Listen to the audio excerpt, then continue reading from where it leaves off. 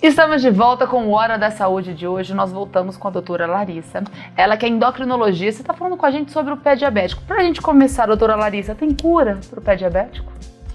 Assim como quando a gente fala em diabetes, a gente não fala em cura, né? A gente fala em um controle para as complicações também, né? Então, não temos cura, mas uma vez instalado, uma vez identificado que essa complicação está presente, ela precisa ser acompanhada a partir daí. E prevenção? Eu queria que a gente falasse um pouco mais sobre prevenção, que inclusive foi o tema do seu mestrado. Está sendo. Está sendo? Então vai falar pra gente bastante. É possível prevenir, doutora Larissa? Essa é a chave do nosso tratamento aqui, a prevenção. Então a gente tem a prevenção com o apoio do paciente, né, o que ele vai receber de informações e os cuidados que ele vai ter com o pé, mas também o que a gente, enquanto profissionais de saúde, pode ajudar nesse cuidado e nessa prevenção, né? Então, uma vez por ano, pelo menos, e nos pacientes com diabetes tipo 2, eles devem ser, isso deve ser feito imediatamente ao diagnóstico. A gente realiza o exame do pé diabético, tá? Esse exame, ele já é bem estabelecido, existem protocolos para ser feito, né?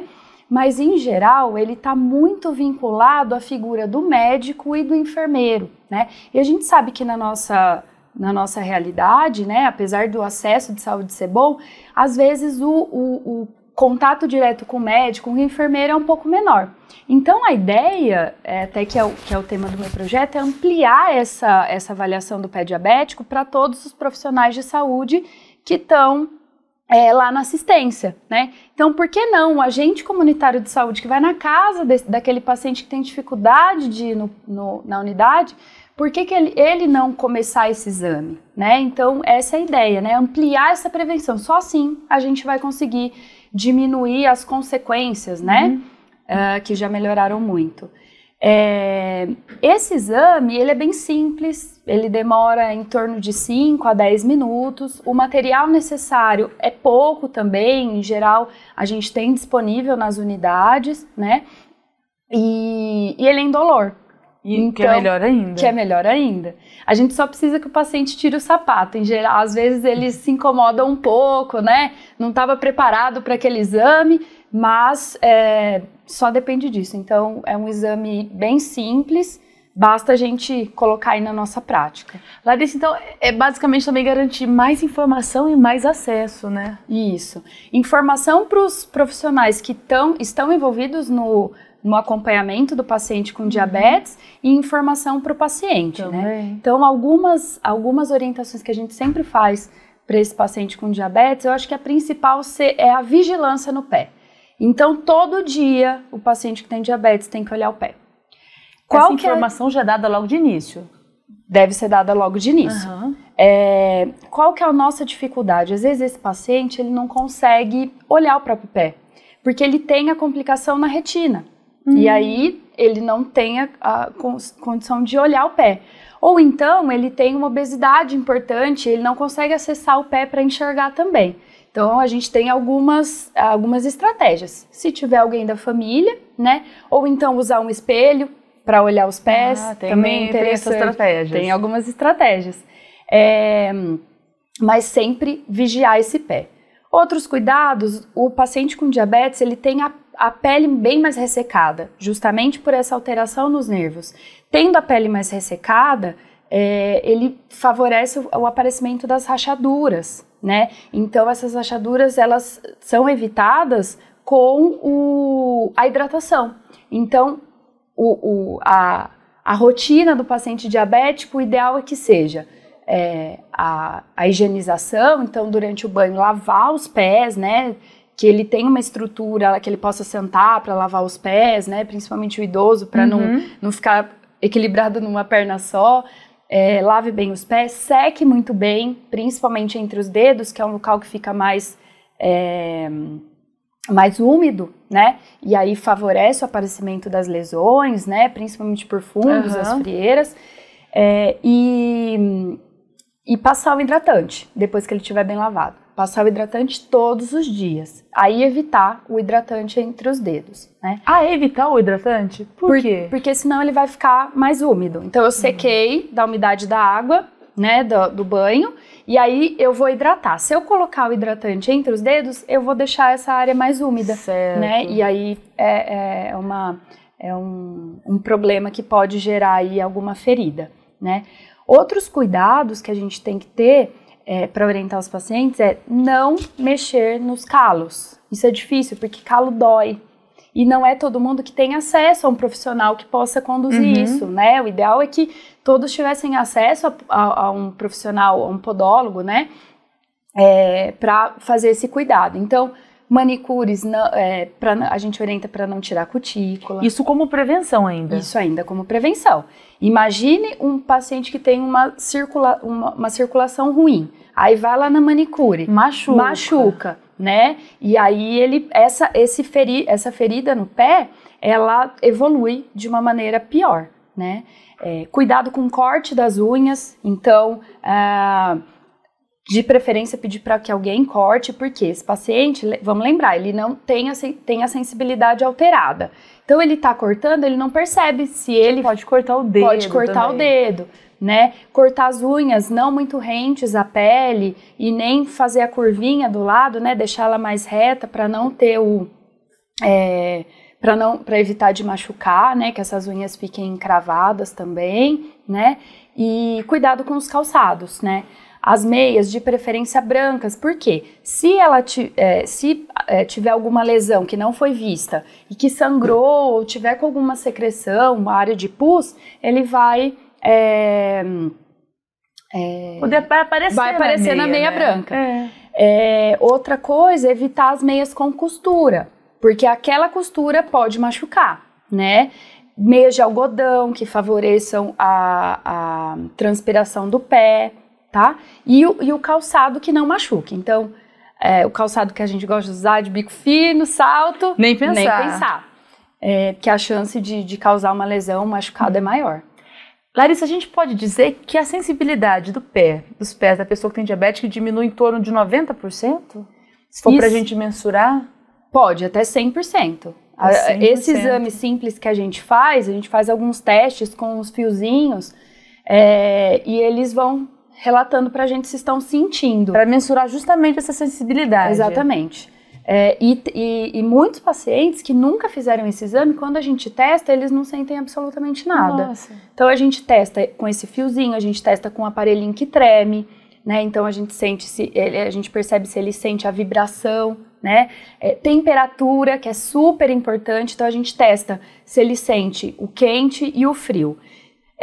Vamos imaginar que esse paciente se exponha, né, ao sol e às vezes eles fazem queimaduras nos pés ou o chão muito quente e não percebem. Por quê? Porque eles têm alteração dessa sensibilidade chamada térmica. Larissa, essa alteração da sensibilidade tão grande, por exemplo, no caso que não tem sensibilidade nenhuma, não atrapalha até para andar? Sim, atrapalha.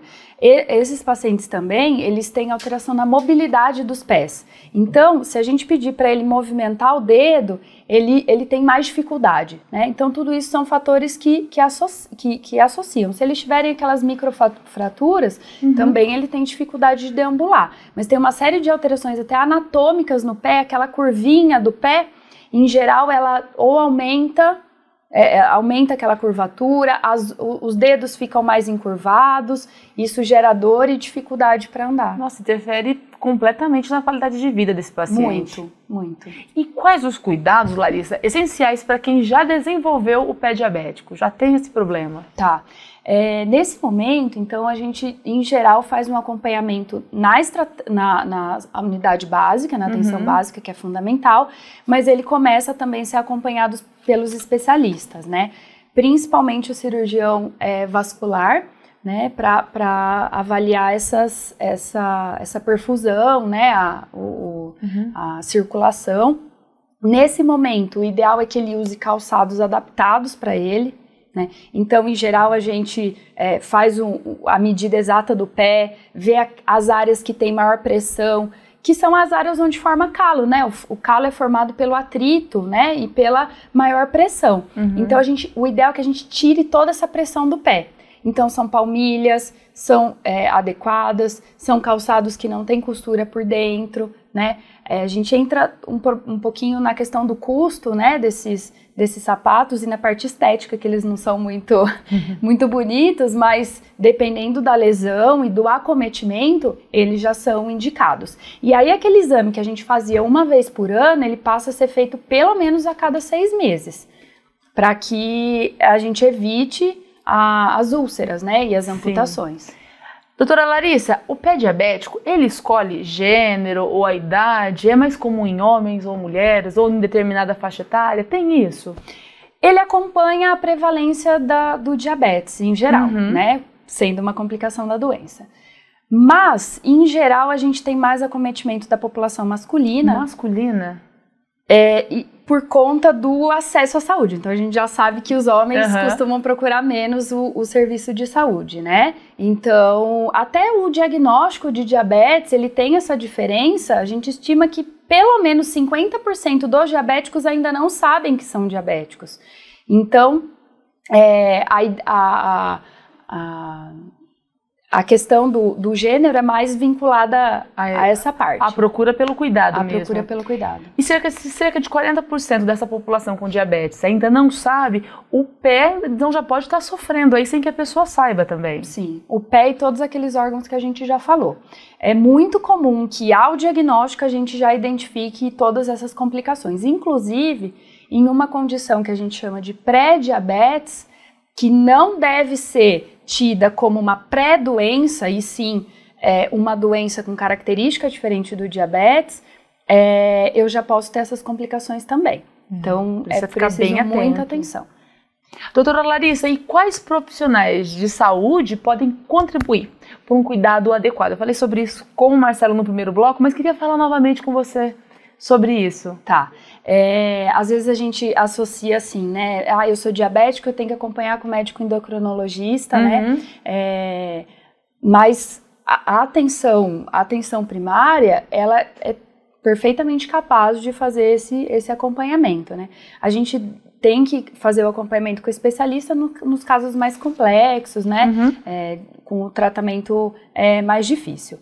Mas toda a equipe pode ser envolvida, né? Como eu disse, a prevenção ela tem que ser feita por todos os profissionais de saúde que estão em atenção com esse paciente, né? O dentista da unidade, né? Às vezes esse paciente diabético ele vai para o postinho procurar um atendimento odontológico. E nesse momento o dentista ele pode fazer uma abordagem, por exemplo, do pé. Né? Como tá o pé, se possível dar uma olhadinha, se tiver com um calçado que dá para tirar, né, para ser até mais rápido, mas todo mundo, desde a recepção até a pós-consulta aí tá envolvido nisso. É interessante que o paciente com esse problema no pé, com o pé diabético, também procure um podólogo, se possível opte por um podólogo ao invés da manicure, da pedicure. Sim, é o ideal. Então, dentro das orientações, a gente pede que ele faça essa avaliação uma vez ao mês, de preferência, né? Porque esse profissional, ele tem uma formação para abordar corretamente as áreas de calosidade, as áreas de fissuras, né? As rachaduras, né? Uma abordagem mais completa do pé, se possível.